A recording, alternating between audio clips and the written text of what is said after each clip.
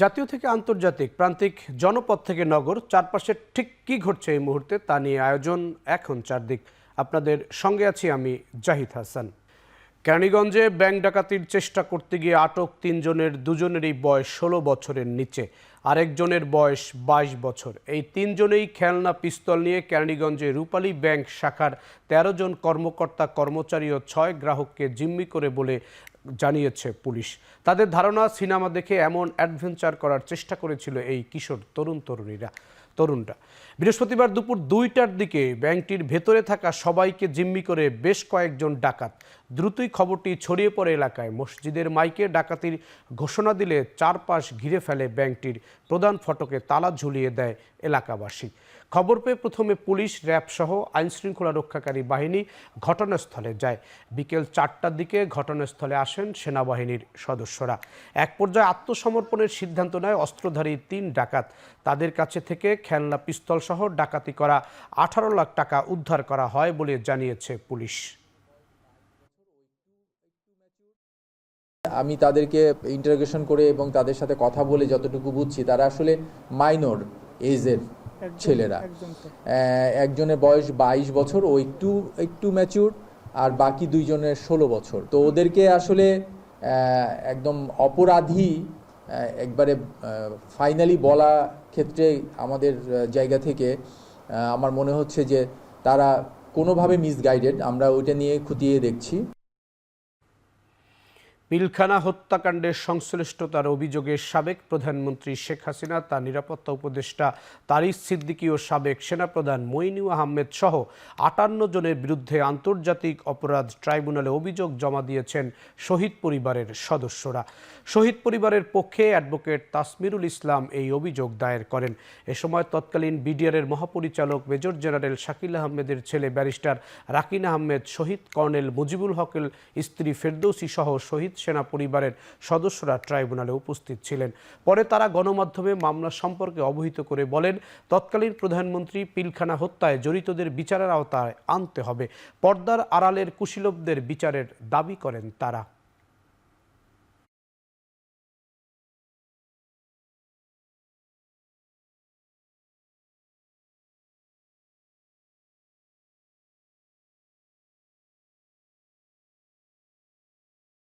এই হত্যাকাণ্ডের যারা সরাসরি বা পরোক্ষভাবে যারা জড়িত ছিল তাদের নামটা উঠে আসে এবং প্রকৃত অপরাধীদেরকে আইনের আওতায় এনে এই জাতিকে দেখানো যে এটা ডাইলবাতের কোনো আন্দোলন ছিল না, এটা একটা পরিকল্পিত হত্যাকাণ্ড। ওদের ষড়যন্ত্রে আমার বাবা এবং মা এবং বাকি সব অফিসার এটা শিকার, হত্যার শিকার। দোষ ছিল একটাই, সৎ ছিল। আমি জানি না আমার হাজব্যান্ডের লাশটা কোথায় গেল এবং কি করা হলো তার লাশের সাথে। আমাকে একটা মিথ্যা কবর দেওয়া হয়েছে, আর আমি যতবারই এটার জন্য প্রতিক্রিয়া জানিয়েছি আমাকে বলা হয়েছে আমার হাজব্যান্ডকে দেশদ্রোহী করা হবে। তৎকালীন অবৈধ প্রধানমন্ত্রী শেখ হাসিনা সহ তার দোসররা রাষ্ট্রীয় স্বাধীনতার সার্বভৌমত্বকে সংকটের মুখে ফেলার জন্য এবং তার স্বৈরশাসনকে দীর্ঘস্থায়ী করার জন্য দুটি বৃহৎ এবং শক্তিশালী নিরাপত্তা বাহিনীকে ধ্বংসের উদ্দেশ্যে এই গণহত্যা এবং মানবতা বিরোধী অপরাধটি সংগঠিত করেন। জুলাই আগস্টের আন্দোলনের সাবেক প্রধানমন্ত্রী শেখ হাসিনার নির্দেশে ইন্টারনেট বন্ধ রাখা হয়েছিল। এটি কোনো দুর্ঘটনা ছিল না। জিজ্ঞাসাবাদে আন্তর্জাতিক অপরাধ ট্রাইব্যুনালের তদন্ত সংস্থাকে এই স্বীকারোক্তি জানিয়েছেন সাবেক আইসিটি প্রতিমন্ত্রী পলক। বৃহস্পতিবার সকালে আন্তর্জাতিক অপরাধ ট্রাইব্যুনালে প্রধান প্রসিকিউটর মোহাম্মদ তাজুল ইসলাম সংবাদ সম্মেলনে সব কথা বলেন। তিনি আরও জানান, সাক্ষীদের নিরাপত্তা নিশ্চিত করা হবে, বিচারের পথে কেউ বাধা সৃষ্টি করলে ছাড় দেওয়া হবে না। এর আগে সাবেক পুলিশ প্রধান Chowdhury Abdullah Al Mamun, national telecommunications monitoring সেন্টারের সাবেক মহাপরিচালক মেজর জেনারেল জিয়াউল আহসানকে ট্রাইব্যুনালে হাজির করা হয়। পরে হাজির করা হয় ৫ পুলিশ কর্মকর্তাকে। আন্তর্জাতিক অপরাধ ট্রাইব্যুনালের চেয়ারম্যান বিচারপতি মোহাম্মদ গোলাম মর্তুজা মজুমদারের নেতৃত্বে ৩ সদস্যের ট্রাইব্যুনাল এই ৭ জনের শুনানি হয়।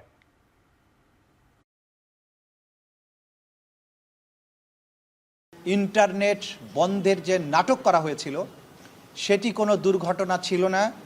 খায়ের টাওয়ার বা কোন টাওয়ারে আগুন লেগেছে এগুলোর কোনো ব্যাপারই ছিল না। সেখানে সে স্বয়ং স্বীকারোক্তি দিয়ে বলেছে বা নিজে স্বীকার করেছে যে এই ইন্টারনেট তদানীন্তন প্রধানমন্ত্রী এবং এই মামলাগুলোর প্রধান আসামি শেখ হাসিনার নির্দেশে সরাসরি প্রধানমন্ত্রীর কাছ থেকে নির্দেশনা আসার পরে তথ্য প্রতিমন্ত্রী নির্দেশ দিয়ে আইআইজি ইন্টারন্যাশনাল ইন্টারনেট গেটওয়ে, এই গেটওয়েদের একটা হোয়াটসঅ্যাপ গ্রুপ খোলা হয়। সেই গ্রুপে সরাসরি নির্দেশ দেওয়া হয় ইমিডিয়েটলি ইন্টারনেট শাটডাউন করো, এবং তাদেরকে এটা এনশিওর করতে বলা হয় যে করার পরে আবার জানাও যে ইট ইজ ডান। এই তথ্যগুলো আমরা বিভিন্ন সোর্স থেকে পেয়েছি, সেগুলো যাচাই বাছাইয়ের জন্য সেই সংশ্লিষ্ট আসামিকে আমরা জিজ্ঞাসাবাদ করেছি, তিনি এটা সত্যায়ন করেছেন। ন্যায় বিচার নিশ্চিতে বিশেষজ্ঞ সংস্থার মাধ্যমে নতুন করে তদন্তের জন্য প্রয়োজনীয় পদক্ষেপ নিতে 21শে আগস্ট গ্রেনেড হামলা মামলায় স্বরাষ্ট্র মন্ত্রণালয় পাঠানো উচিত বলে অভিমত দিয়েছেন হাইকোর্ট। বৃহস্পতিবার 21শে আগস্ট মামলা হামলার পূর্ণাঙ্গ রায়ে এই পর্যবেক্ষণ দেয়া হয়। 2 দশক আগে আওয়ামী লীগের সমাবেশে গ্রেনেড হামলার ঘটনায় বিচারিক আদালতের দেয়া সাজার রায় বাতিল করে গেল 1 ডিসেম্বর রায় দেন হাইকোর্ট। ওই রায়ের পূর্ণাঙ্গ অনুলিপি সুপ্রিম কোর্টের ওয়েবসাইটে প্রকাশ করা হয়েছে আজ। এই রায়ে তারেক রহমান, লুৎফুজ্জামান বাবর সহ গ্রেনেড হামলা মামলার আসামিরা খালাস পান। 2004 সালের 21শে আগস্ট বঙ্গবন্ধু অ্যাভিনিউতে শেখ হাসিনার সমাবেশে গ্রেনেড হামলা করা হয়, এতে 24 জন নিহত হন।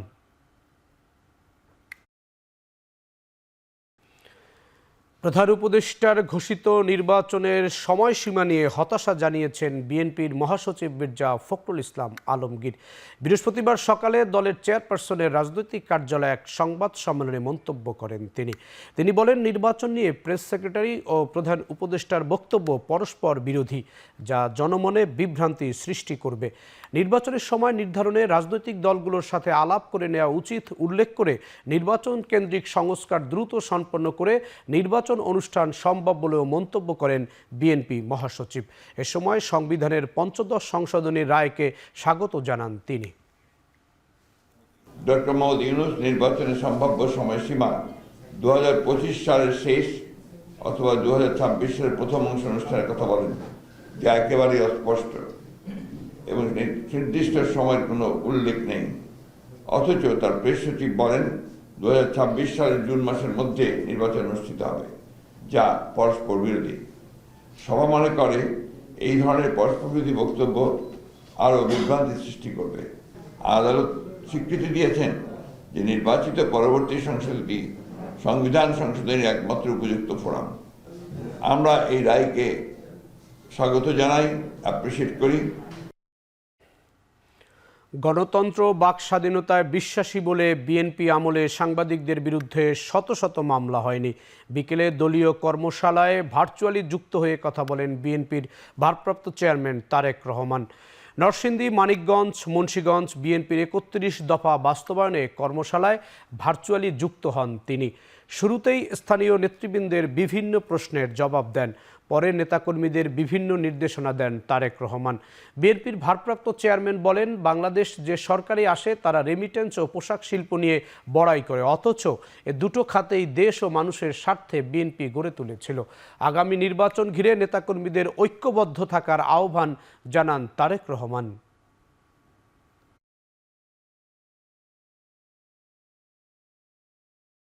শিক্ষার জন্য কাজ করে এসেছি আমরা, প্রমাণ আছে। খাদ্য উৎপাদনের জন্য কৃষকদের জন্য কাজ করে এসেছি, প্রমাণ আছে অতীতে।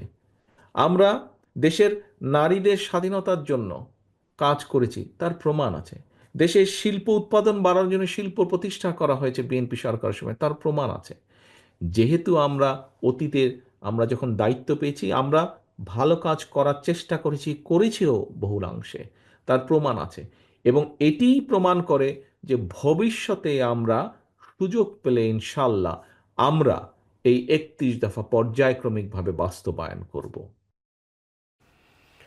ছাত্র জনতার অভ্যুত্থানে ফ্যাসিবাদের পতন হয়েছে, কিন্তু এখনও গণতন্ত্র পুনঃপ্রতিষ্ঠা হয়নি বলে মন্তব্য করেছেন বিএনপির স্থায়ী কমিটির সদস্য নজরুল ইসলাম খান। বৃহস্পতিবার বিকেলে জামালপুরের দেওয়ানগঞ্জে উপজেলা বিএনপির সমাবেশে কথা বলেন তিনি। নজরুল ইসলাম খান বলেন, নির্বাচিত সরকার ক্ষমতায় আসলে গণতন্ত্র পুনঃপ্রতিষ্ঠা হবে, তবে সে পর্যন্ত লড়াই চলবে বলেও মন্তব্য করেন তিনি। ভারত শেখ হাসিনা ও তার দোসরদের আশ্রয় দেওয়ার সমালোচনা করে সমাবেশে বিএনপি নেতারা বলেন, শেখ হাসিনা যে নির্যাতন ও গণহত্যা চালিয়েছে তার জবাব তাকে দিতেই হবে।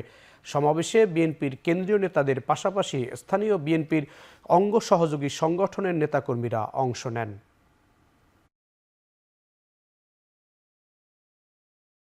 গণতন্ত্র তখনই পুনঃপ্রতিষ্ঠিত হবে যখন এদেশের সাধারণ মানুষ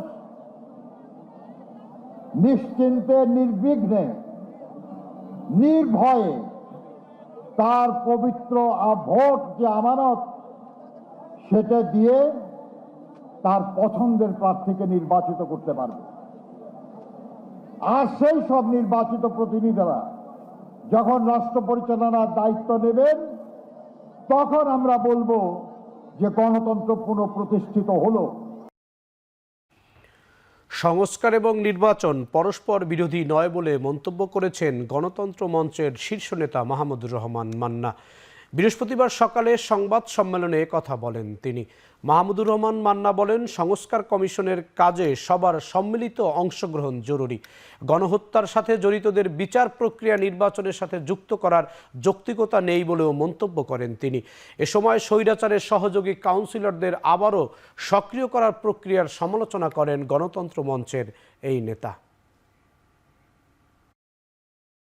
রাজনীতির একটা সংস্কার হবার বিষয় আছে, নেতৃত্বের দৃষ্টিভঙ্গির বদলার দরকার, তাদের আচরণের উচ্চারণের পার্থক্য হওয়া দরকার, আগের তাই চাইতে আলাদা হওয়া দরকার, নেতৃত্ব আরও ঘোরাঘুরি সম্পন্ন হওয়া দরকার, জ্ঞানের একটা চর্চা হওয়া দরকার, আর একটা নিষ্ঠা, সততা, কমিটমেন্টের বিষয় লাগবে। গণতন্ত্র মানেই কিন্তু শক্তি প্রদর্শনের ব্যাপার নয়। D8 সামিট শেষে মিশরের আল আজহার বিশ্ববিদ্যালয়ের শিক্ষার্থীদের উদ্দেশ্যে মোটিভেশনাল বক্তব্য দিচ্ছেন প্রধান উপদেষ্টা ডক্টর মোহাম্মদ ইউনূস। সরাসরি চলে যাচ্ছি সেখানে।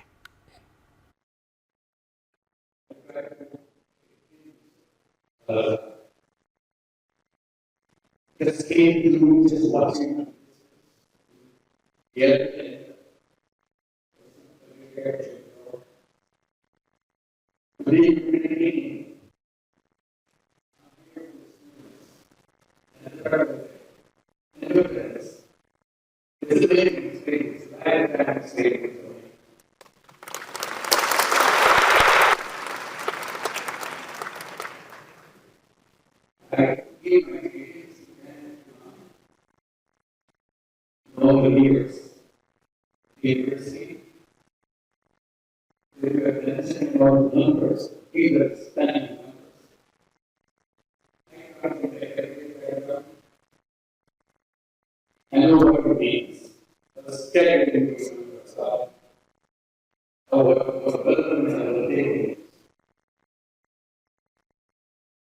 this is a memorial event for me. Still being and Johnson the rare as someone from the academic world.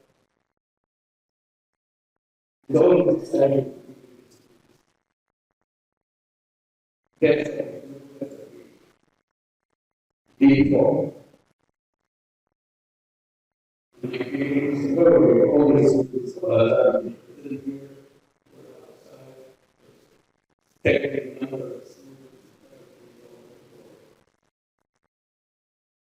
and under the basic students next thing with the basic students we stand up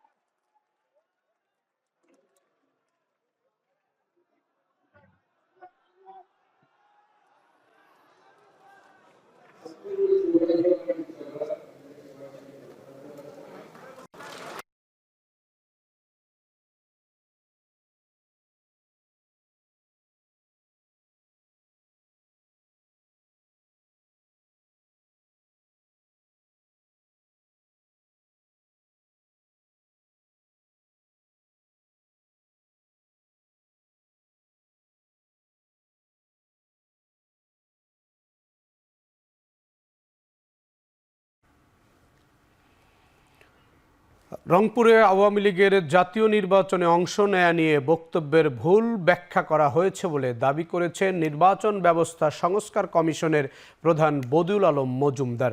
তিনি মনে করেন বিচারের আগে দলটির রাজনৈতিক কর্মকাণ্ডে অংশ নেয়ার সুযোগ নেই। রাজধানীর আসাদগেতে নিজ অফিসে এখন টেলিভিশনকে তিনি একথা জানান। প্রশ্ন এসছে আওয়ামী লীগের নির্বাচনে অংশগ্রহণ করার ব্যাপারে আমি বলেছি যে এটা আমাদের বিষয় না, এটা নির্বাচন কমিশনের বিষয় এবং আওয়ামী লীগের বিরুদ্ধে অনেকগুলো মামলা আছে। আইসিটি ওখানেও একাধিক মামলা রুজু হয়েছে। এগুলো মামলা শুরু হওয়ার আগে তাদের রাজনৈতিক এবং নির্বাচনী কর্মকাণ্ডের কোনো সম্ভাবনা আমি দেখি না। তবে তারা আইনি প্রক্রিয়ায় যদি নির্বাচনে অংশগ্রহণ করতে পারে, আইনি প্রক্রিয়া শেষ করে নির্বাচনে যদি অংশগ্রহণ করতে পারে তাহলে আমি কোনো সমস্যা দেখি না। তো এই নিয়ে ভুল বোঝাবুঝি সৃষ্টি করেছে, ভুল বোঝাবুঝি সৃষ্টি হয়েছে, অনেকে এ ব্যাপারে অপব্যাখ্যা করেছে। তো এটা অনাকাঙ্ক্ষিত। D8 সামিট শেষে মিশরের আল আজহার বিশ্ববিদ্যালয়ের শিক্ষার্থীদের উদ্দেশ্যে মোটিভেশনাল বক্তব্য দিচ্ছেন প্রধান উপদেষ্টা ডক্টর মোহাম্মদ ইউনূস। আবারও আমরা সরাসরি সেখানেই যাচ্ছি।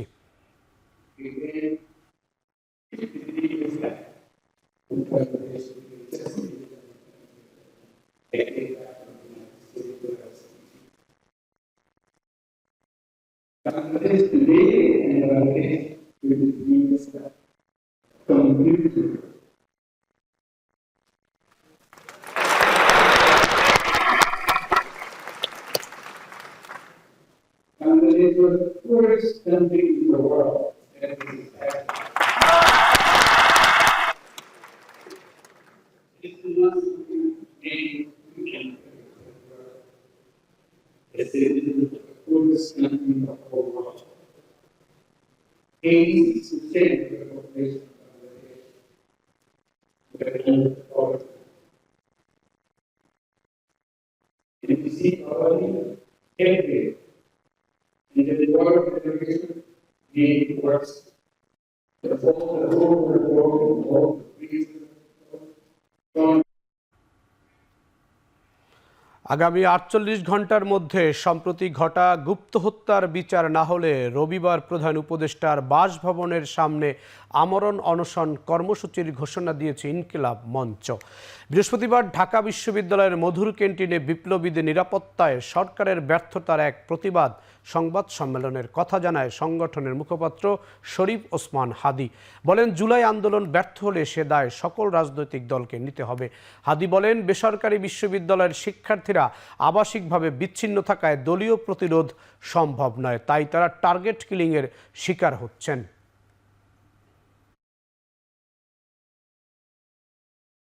আমাদের যেই 5 জুলাই বিপ্লবী ভাইকে হত্যা করা হয়েছে, বাকি 5 জনকে মারাত্মকভাবে আহত করা হয়েছে, আগামী 48 ঘন্টার মধ্যে প্রত্যেককে গ্রেফতার করতে হবে। আগামী শুক্র এবং শনিবারের মধ্যে না পারে 22শে ডিসেম্বর রবিবার ঠিক 12টায় শাহবাগ জাদুঘরের সামনে থেকে মিছিল নিয়ে আমরা ইনকিলাব মঞ্চের পক্ষ থেকে ছাত্র জনতা প্রধান উপদেষ্টার বাসভবনের সামনে যাব ছাত্র জনতার অনশন কর্মসূচি পালন করার জন্য। জুলাই অভ্যুত্থানে অংশ নেয়া বিপ্লবীদের হত্যায় জড়িতদের দ্রুত গ্রেফতার ও নিরাপত্তা নিশ্চিত সহ 5 দফা দাবি জানিয়েছে চট্টগ্রামের বিভিন্ন বেসরকারি বিশ্ববিদ্যালয়ের শিক্ষার্থীরা। বৃহস্পতিবার বিকেলে চট্টগ্রাম প্রেস ক্লাবে সম্মিলিত বেসরকারি বিশ্ববিদ্যালয়ের ব্যানারে সংবাদ সম্মেলনে এই দাবি তুলে ধরেন তারা। শিক্ষার্থীরা অভিযোগ করেন, বর্তমান সরকার ছাত্রদের রক্তের উপর ভর করে ক্ষমতায় গেলেও তাদের হত্যাকাণ্ডে জড়িতদের গ্রেফতার এবং আইন শৃঙ্খলা নিয়ন্ত্রণে ব্যর্থতার পরিচয় দিচ্ছে। অপরাধীদের চিহ্নিত করে শিগগিরই গ্রেফতারের আওতায় এনে শাস্তি নিশ্চিতের দাবি করেন বক্তারা। পাশাপাশি সকল গুপ্ত হত্যার ঘটনা তদন্তে শক্তিশালী কমিটি গঠন ও সন্ত্রাসী এবং ফ্যাসিবাদের দোসরদের রাজনৈতিক আশ্রয় না দেওয়ার দাবি জানানো হয় সংবাদ সম্মেলনে। জুলাই বিপ্লবের স্মরণে বান্দরবনে আলোকচিত্র প্রদর্শনী করেছে বৈষম্য বিরোধী ছাত্র আন্দোলন। বৃহস্পতিবার সন্ধ্যায় শহীদ আবু সাইদ মঞ্চে প্রদর্শনীর উদ্বোধন করেন জেলা পরিষদ চেয়ারম্যান থান জমাল উসাই। প্রদর্শনীতে তুলে ধরা হয়েছে শহীদদের ছবি সম্বলিত আন্দোলনকারীর বিভিন্ন ছবি। এছাড়াও বান্দরবনে আন্দোলনে অংশগ্রহণকারী শিক্ষার্থীদের বিভিন্ন দুর্লভ ছবিও উঠে এসেছে প্রদর্শনীতে। ঠাঁই পেয়েছে আন্দোলনে বিভিন্ন সংগঠন ও দলের আন্দোলনে বাধা দেওয়ার চিত্র। এছাড়াও বান্দরবনে আওয়ামী লীগ নেতা ও সাবেক এমপি সহ নিষিদ্ধ সন্ত্রাসী সংগঠন ছাত্রলীগ নেতাদের বিরোধিতাও আলোকচিত্র প্রদর্শনীতে স্থান পায়। পরে জেলা প্রশাসক ও জেলা পরিষদ চেয়ারম্যান সহ বিভিন্ন ঊর্ধ্বতন কর্মকর্তারা প্রদর্শনী ঘুরে দেখেন।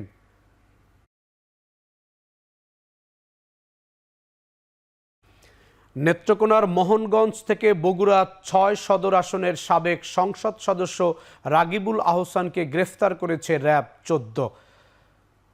গ্রেফতারের পর নেত্রকোনা মডেল থানা পুলিশের কাছে হস্তান্তর করা হয় তাকে। এরপর আইনি প্রক্রিয়া শেষে নেত্রকোনা জেলা ও দায়রা জজ আদালতে নেওয়া হয়। এর আগে ১৮ ডিসেম্বর গভীর রাতে মোহনগঞ্জ থেকে নেত্রকোনার মডেল থানাধীন রাজুর বাজার এলাকা থেকে তাকে গ্রেফতার করে র্যাব ১৪-র একটি দল। তার বিরুদ্ধে হত্যা মামলা সহ বগুড়া জেলার বিভিন্ন থানায় মোট ১৩টি মামলা রয়েছে।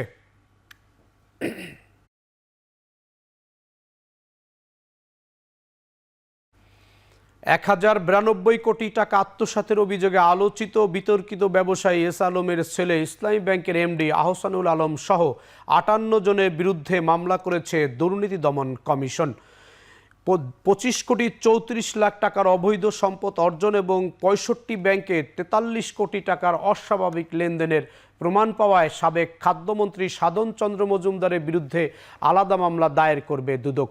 এছাড়াও ১৩৭টি বাস কেনা নিয়ে দুর্নীতির অভিযোগে সাবেক পরিবহন ও সেতুমন্ত্রী ওবায়দুল কাদের ও সাবেক সচিব আমিনুল্লাহ নুরীর বিরুদ্ধেও অনুসন্ধান শুরু করেছে সংস্থাটি।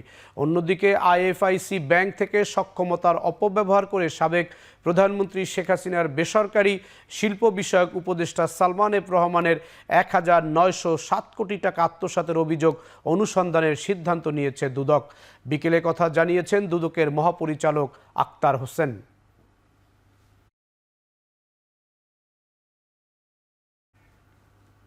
সড়ক পরিবহন মন্ত্রী ও এবিএম আমিনুল্লাহ নুরী সাবেক সচিবের বিরুদ্ধে ১৩৭ বাস কেনা নিয়ে কারসাজির একটি অভিযোগের প্রেক্ষিতে দুর্নীতি দমন কমিশন অনুসন্ধানের সিদ্ধান্ত গ্রহণ করেছে। জনাব ইলিয়াস উদ্দিন মোল্লা প্রাক্তন সংসদ সদস্য ঢাকা ১৬ এর বিরুদ্ধে দুদকে দাখিলকৃত অভিযোগের প্রেক্ষিতে অনুসন্ধানের সিদ্ধান্ত গৃহীত হয়েছে।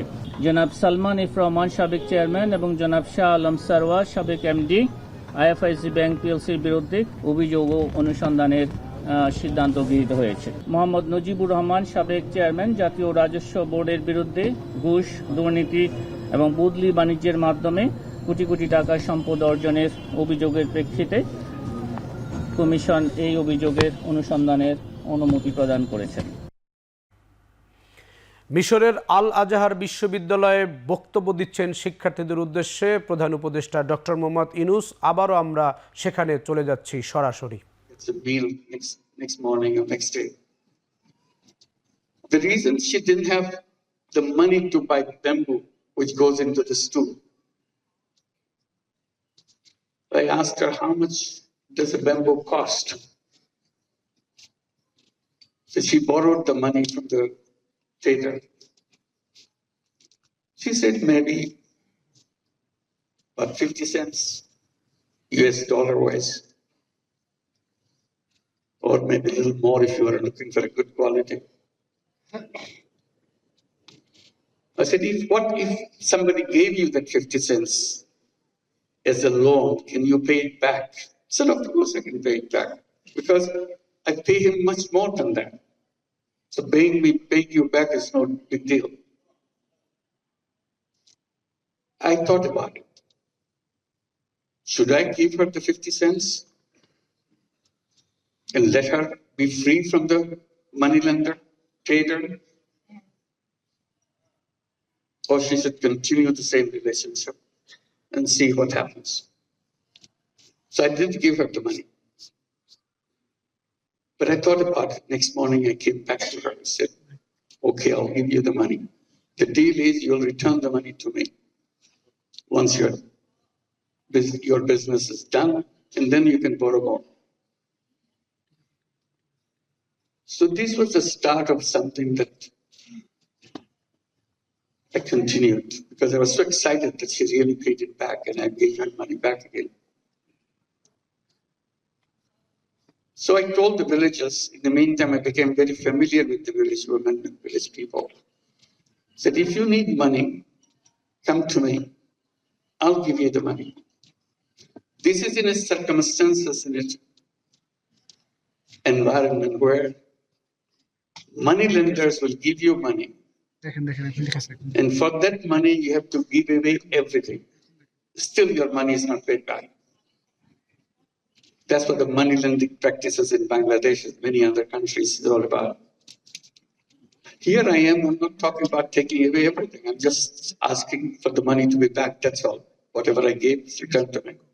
People thought, oh, so easy. So it became very popular. The more popular it gets, more excited I get. Because it helped people. They started doing things and paying me back. Then I thought, this is not my job. I'm a teacher. Why should I lend money to people? This is the job of the bank. So there are several bank branches in the campus. So I went to the bank branch that I'm more familiar with. I told him, why don't you do that? He told me, no, banks don't lend money to poor people. That's not their job. I said, what is your job? He said, lend money to people who need money, lots of money. I said, that's very funny. You want to give lots of money, but you don't want to give little money. He said, that's banking. I said, that's wrong. That's wrong banking. So I kept summarizing that principle of banking. I still do all the time. It's a very strange principle of banking. The banking principle is very simple.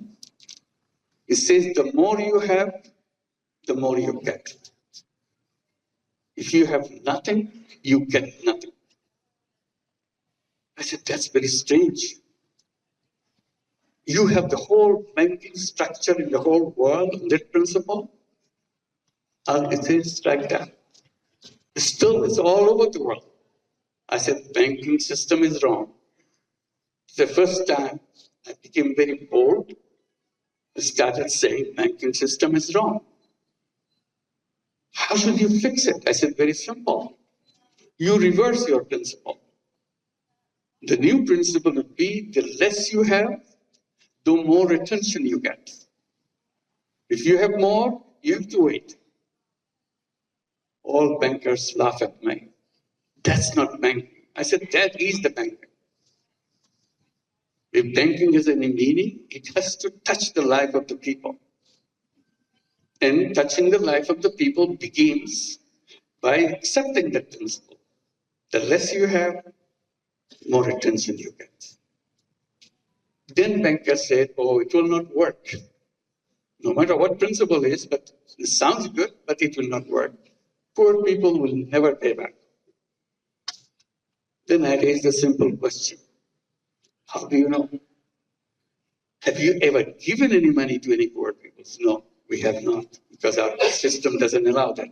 I said, then how could you come to that conclusion? Oh, everybody knows that. I said, I don't know that. So I want to practice. I want to find out. So I started doing that and find out everybody pays back. They said, well, it can stay for a while. They're trying to impress you so that they can get more money. The more money they will get, then they'll stop paying you back. I said, that's your assumption. I will not stop until I face that problem. I will continue. And I continued. As I continued, more and more people came.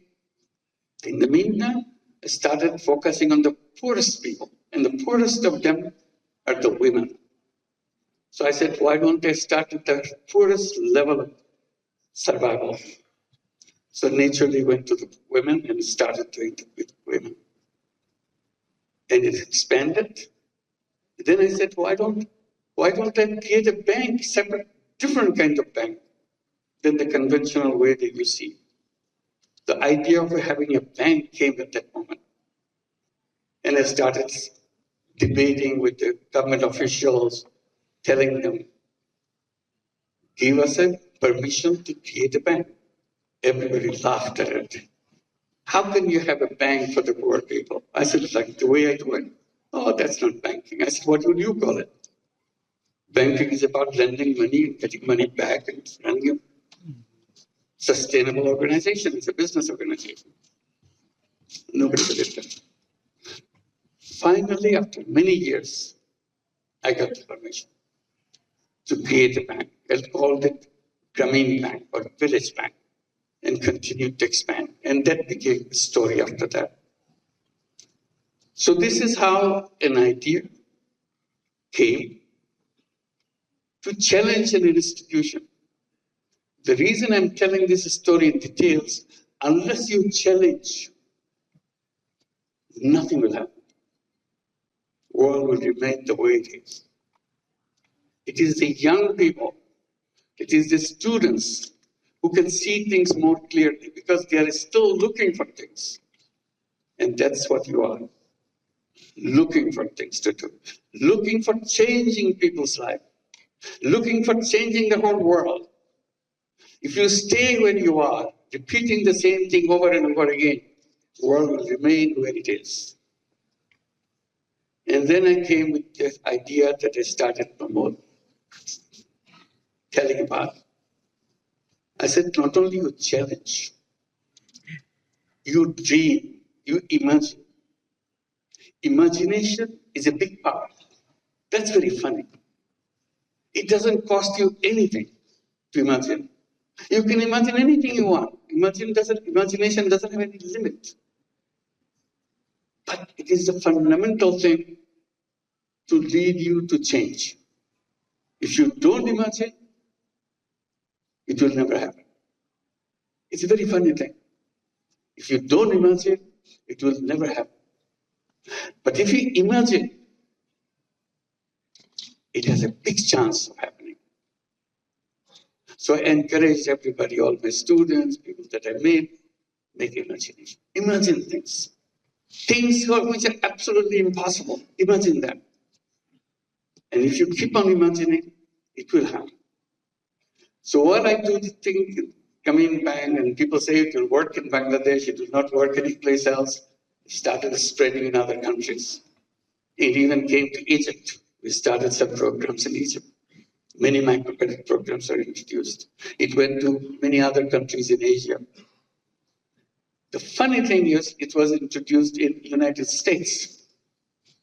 In 2008, we set up this program called Grameen America. Started in Jackson Heights, New York. Everybody said, no, this is not Bangladesh. We don't have poor people in the United States. You are making us feel like we are some kind of fools. I said, no, you're not fools. You're very smart people. But you don't realize that you have poor people. Because you keep claiming that you don't have poor people. You are the richest country in the world, quote unquote, richest country in the world. That doesn't mean you don't have poor people. Oh, no, we don't have poor people. It's a rich country. I said, yes. Then I asked the question, do you have welfare program in your country? Oh, yes, it's a very rich program. We have lots of people. We take care of all the people. We give them a monthly check every month so that they can buy their whatever their family needs are, so that they can take care of themselves, their children. A check every month, welfare check. I said, you know what? Every family, every person that you are giving a welfare check is a poor person by your own recognition, because they cannot afford to maintain their life on them by themselves. So you are giving them money from the state. They are poor, but you are claiming they are not poor. You are hiding poverty. Anyway, this debate went on, but in the meantime, Grameen America started expanding. Now it works in 35 cities in the United States. It lends out about $2 billion a year. In a couple of years' time, they will be distributing $3 billion and $4 billion. This is the path it is stuck. And the amazing thing, the payment rate is absolutely near 100%. Never changed. So you challenge something, and people say it cannot work. Okay, it can work in Bangladesh. Bangladesh is a funny country. Anything can go, but it will not happen in any other countries. Now it's all over the world.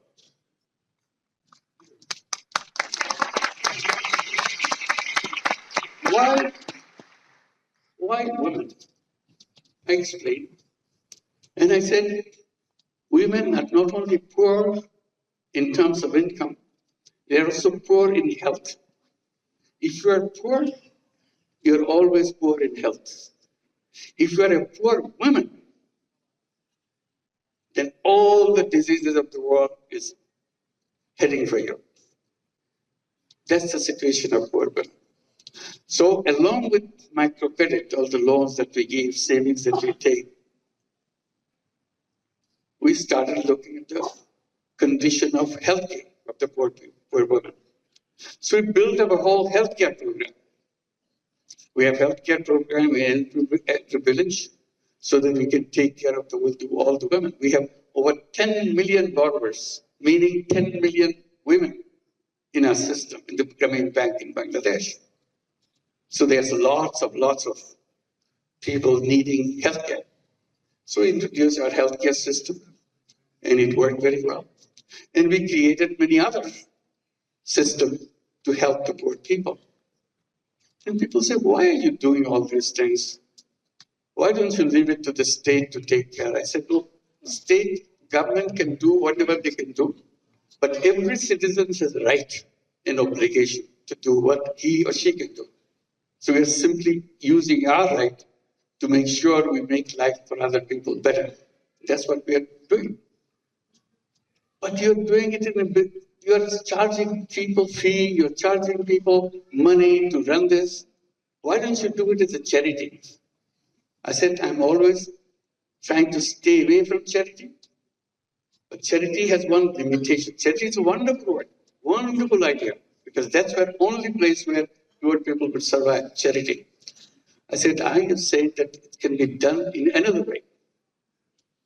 Because charity, when it goes, helps people, it does help people. But money that goes, it never comes back.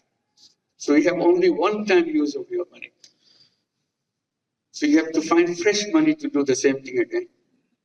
So what I'm doing, I'm trying to create it as a business proposition. So money goes out and does the job, and money comes back. So you use the money again and again. It never stops. I said, this is more powerful. Charity money has one life. But if you do it in another way, where it's a business proposition, then it has endless life. Then he said, then you must be making a lot of money. I said, no, I'm not making money. That's not what I do. I promised to myself that I'll never make any money for myself. That's a simple proposition. So I don't need to make any money for myself.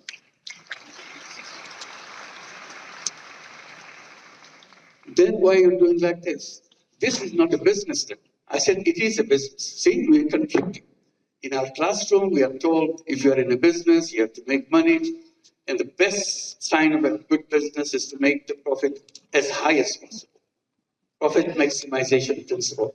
See, I got stuck with this now. Profit maximization principle. I said, well, that may be the one kind of business, but there are other kinds of business. Oh, in our books, there is no other kind of business. There's only one kind of business. To profit maximize. To maximize profit.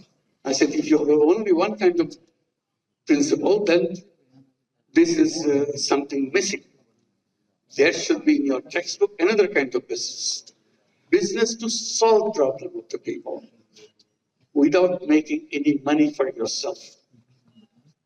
Oh, we never heard of this because we never did that. I said, I'm doing it. I like it. They started a debate. Can this be a business? I said, of course it's a business. Business means you sell something, you produce something, sell something, and get your money back and have a surplus.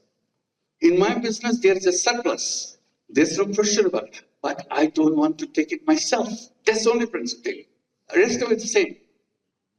Why don't you want to take money for yourself? I said, that's my decision. That's all. You don't question that. If you like it, you should do it too. It's fun to do that.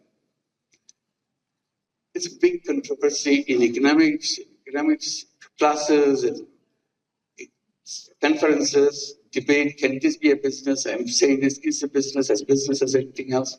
So finally I have to give it a name. We started calling it social business. Defining as a business to solve problem without financially benefiting by yourself. So surplus stays with the business and expands the business. We took this principle and expanded, creating many, many other businesses. And funny thing, we came up with an idea. Well, government was giving licenses to telephone services, but in Bangladesh, in many countries, I'm sure Egypt did the same thing. At one point of time, very few people had telephones. It was a government service and very inefficient. Maybe 100,000, maybe something like that. That's the total number of telephones in the whole country. So that's when the mobile telephone idea came, and it's got introduced in other countries. Bangladesh wanted to give a license, give licenses for setting up mobile telephone companies. We looked at each other. What does it mean? And we had an idea. Why don't we apply? We had no idea what a mobile phone is for. But since government is asking for application, we sent an application. We want to have a mobile phone company. Everybody asked, why do you want to have a mobile phone company? You are just lending money to poor people, that's all. Mobile phone company, mobile phone is for the rich people. Very rich people. Because at that time it's very expensive when it came. So I said, well, we have an idea. We want to bring telephone in the hands of poor women. Again, a shocking experience.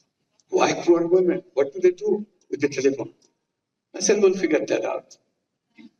We explained, government was not happy with our application. They said, why do you want to give money to poor women, telephone to poor women? I said, it's not for her to send messages or start at that time, there's no messages, just calling each other. They're not calling anybody. They will allow the rich people in the village to use their telephone and charge the person having price. Because that's the first time telephone came, everybody wants to make a telephone call, she will make money. So why should I give it to rich people? I give it to the poor people, the privilege of having the telephone company. So we want to do that. So we created a telephone company called Grameenphone.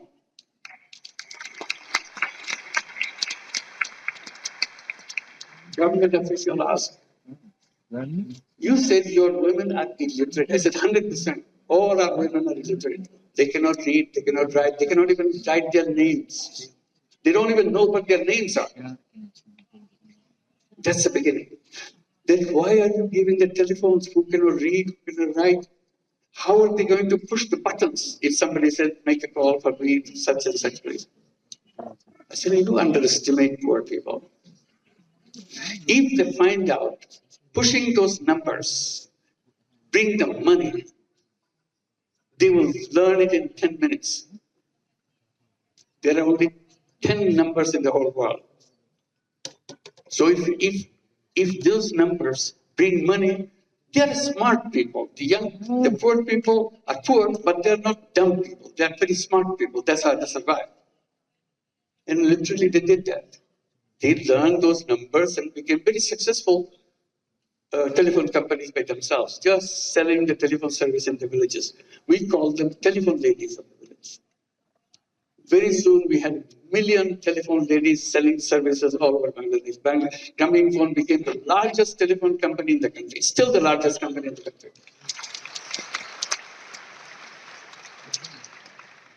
The reason I'm telling this story is, you have to just twist a little bit.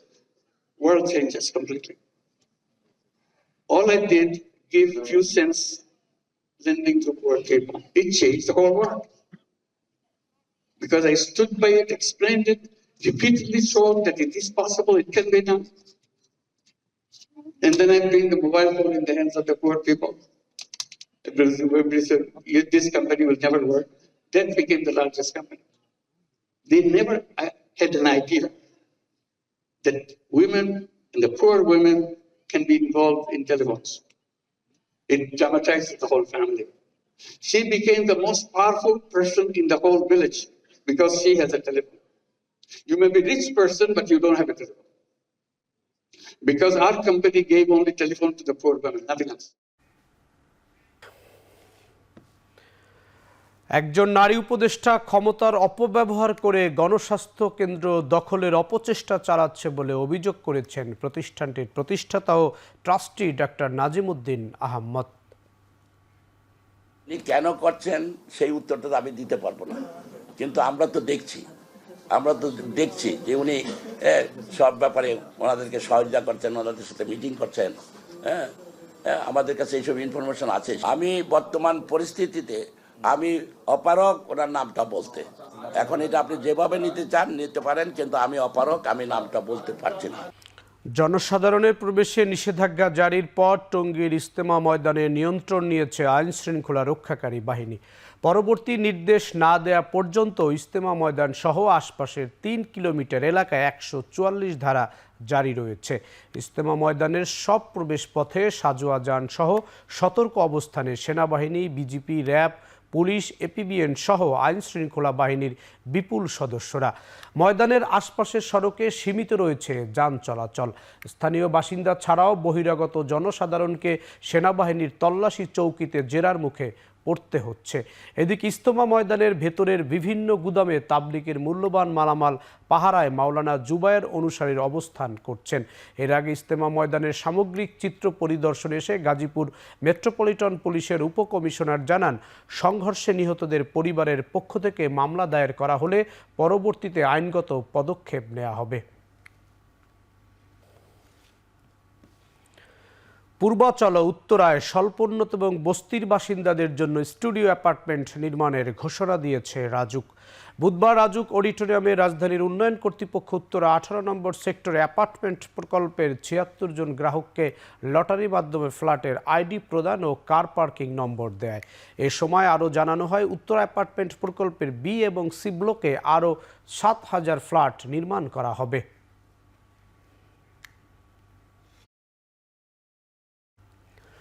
আগামী 23 December আগারগাঁওয়ের Bangabandhu আন্তর্জাতিক সম্মেলন কেন্দ্রে শুরু হতে যাচ্ছে আবাসন খাতের শীর্ষ মেলা রিহাব ফেয়ার। থাকছে ফ্ল্যাট ও প্লট খোঁজার ও কেনার আকর্ষণীয় সুযোগ। বৃহস্পতিবার দুপুরে সিরডাপ মিলনায়তনে এক সংবাদ সম্মেলনে রিহাব সভাপতি মোহাম্মদ ওয়াহেদুজ্জামান বলেন, শুধু ফ্ল্যাট প্লটেই নয়, গৃহঋণ এবং বাড়ি তৈরির নানা উপকরণ যাচাই করতে পারবেন ক্রেতারা। এবারের মেলায় 220টি স্টল থাকবে। 5 দিনব্যাপী মেলায় রিহাবের সদস্য প্রতিষ্ঠান ছাড়াও রড, সিমেন্ট, রং, টাইলস, ব্যাংক সহ বিভিন্ন প্রতিষ্ঠানের প্যাভিলিয়ন থাকবে। রিহাব সভাপতি বলেন, উচ্চ নিবন্ধন ব্যয়, সুদের হার বৃদ্ধি ও ত্রুটিপূর্ণ ড্যাপের কারণে দেশের আবাসন খাতে বিনিয়োগ স্থবিরতা চলছে। এবারের মেলায় 1000 কোটি টাকার বেশি বিক্রির লক্ষ্যমাত্রা প্রতিষ্ঠানটির। বিনা শর্তে ইউক্রেনের সাথে শান্তি আলোচনায় বসতে সম্মত রাশিয়া। তবে 2022 সালে ইস্তাম্বুল আলোচনার ভিত্তিতে হতে হবে শান্তি প্রক্রিয়া। জাতির উদ্দেশ্যে দেয়া বার্ষিক ভাষণে বৃহস্পতিবারে ঘোষণা দেন রুশ প্রেসিডেন্ট ভ্লাদিমির পুতিন। দাবি করেন, যুদ্ধে রাশিয়ার জয় আসন্ন।